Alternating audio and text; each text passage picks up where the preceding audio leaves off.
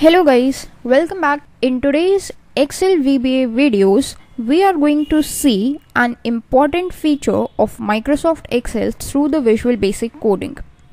So in today's video, the feature that we are going to see helps us to adjust the width and the heights of the cells. When we are talking about the width, then it refers to the columns. That is why the whole term that we get over here is known as the column width. And if you just go to any cell and try to drag it towards the right or towards the left, then you can see there is this kind of an option that you get over here which tells you about the current width in points and in pixels. So that is what we can just adjust right now using the stylus. So this is the column width, and similarly if you go to these row numbers written like 1, 2, and you can adjust the height of the rows as well. So this is how you can adjust the rows height and the width of the columns. But this is exactly what we are going to see with the help of the Visual Basic code, that how can we adjust or manipulate it as per our choice according to the Visual Basic code. Okay, so before going into that, let's see that what is actually the significance of it. Suppose you are in the cell A1 and you write any data. I write here like textual data over here, and now if I come to the next cell, that is cell number B. Okay, right now it's all visible, but I come to cell B1 and I try to type some other data, like I type programming knowledge over here. Okay, and when I press tab, then what happens is now all of the contents of the cell A1 are not visible to me. Only those are visible which fall within the width of the column or the cell A1. Okay, similarly if I type something in the cell C1, then same thing happens with the contents of the cell B1.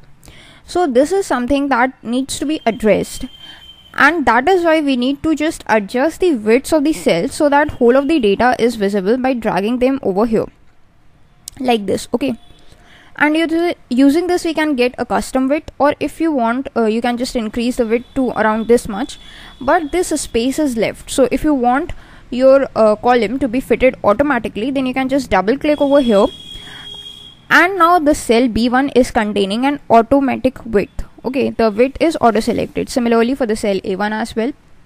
So that was about the column width, and similarly about the column or the row height.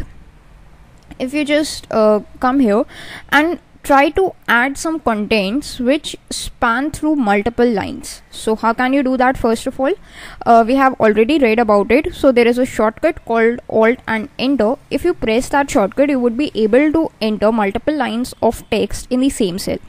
Suppose you try to add like a YouTube channel. So you write YouTube in this line, and then you again press Alt Enter, and then you write say channel. Okay, and then you press enter.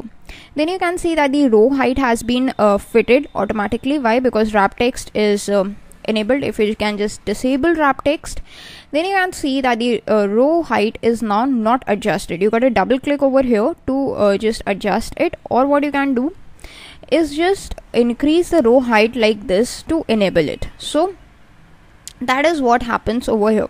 Okay, so in this video we are exactly going to understand that how using the Visual Basic code we can adjust the column width and the row height.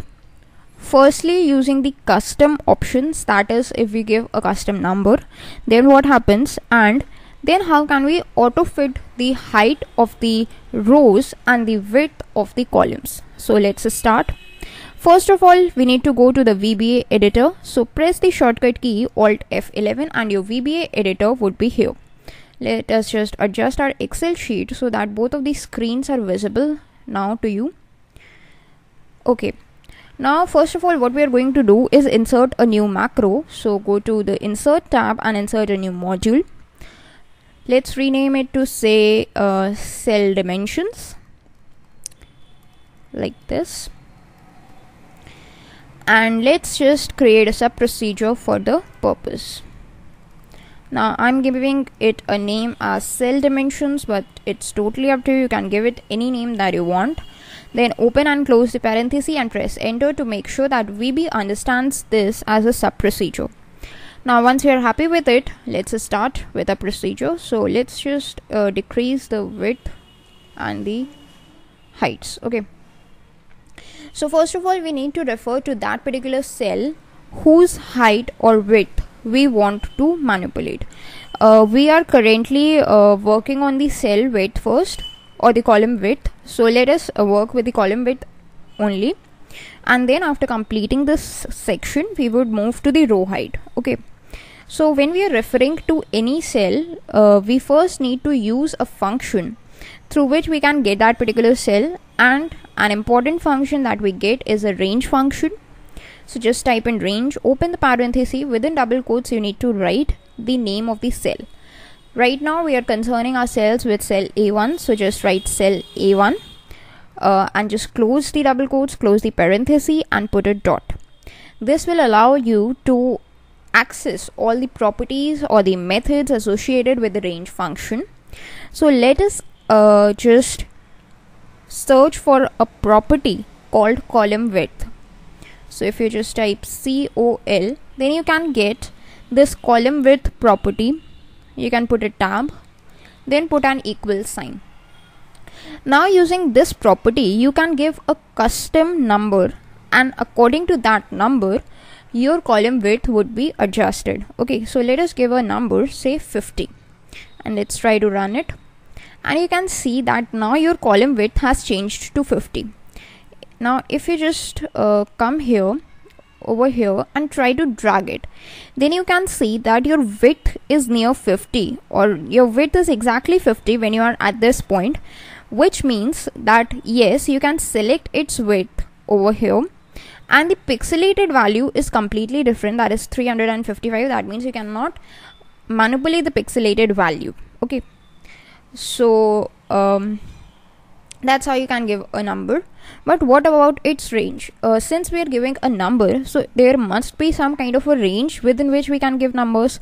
So let's see for that fact. Suppose you just turn it to a 0, then what happens is your column would not be visible anymore because its width is 0, but still it is existing over there. Okay, which means yes, you can give 0 as a width, it would not be visible, but yes, 0 is a possible value. However, if you try to give a negative number, like say -1 or say -10 is what I give, and if I click on run, then I will get an error like this, that this is beyond the range of the column width function. So you can just end it.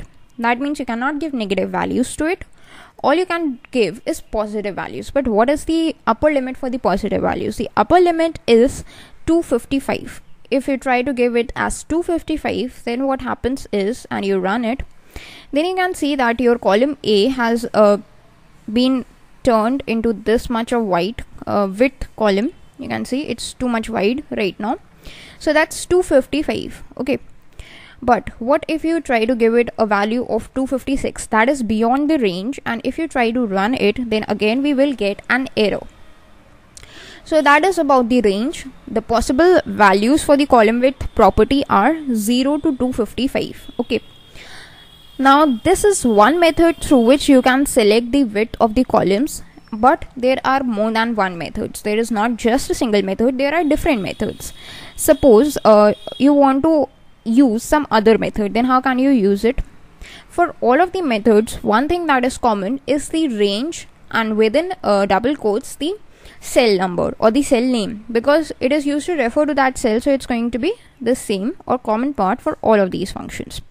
So let us just type range A1, put a dot. Now what we are going to do is, the second method says that you have to first make sure that what you want to manipulate. Since we want to manipulate the width of the column, now width of the column is associated with the column property of the cell, so we need to access the column property first. So just associate yourself with this column property. You can see column is written, put a tab, then put a dot, and then in column you can just access the columns property. This columns property, put a dot, and then you get a search for the same property, that is column width. Now using this method also you can change the width of the columns to a custom number, and its range also is from 0 to 255. Okay, so let us say keep it as 200, and let me just change it to 100 so that it is a possible value, it is a valid value. And now if I just use a step into function F8, then first of all the width of the column would change to 100. So let's just extend it and see, now it is 100. Now if you just change it once again like this, you again press F8, then what happens is the width will increase and it would change to 200. Now you can see it has increased to around 200. So that's how you can just change the width of the columns. The rest of the things, there are some more methods through which we can manipulate the width of the columns, and about the row height also we have some data we are going to discuss in the next video. That's all for the video. Thanks for watching.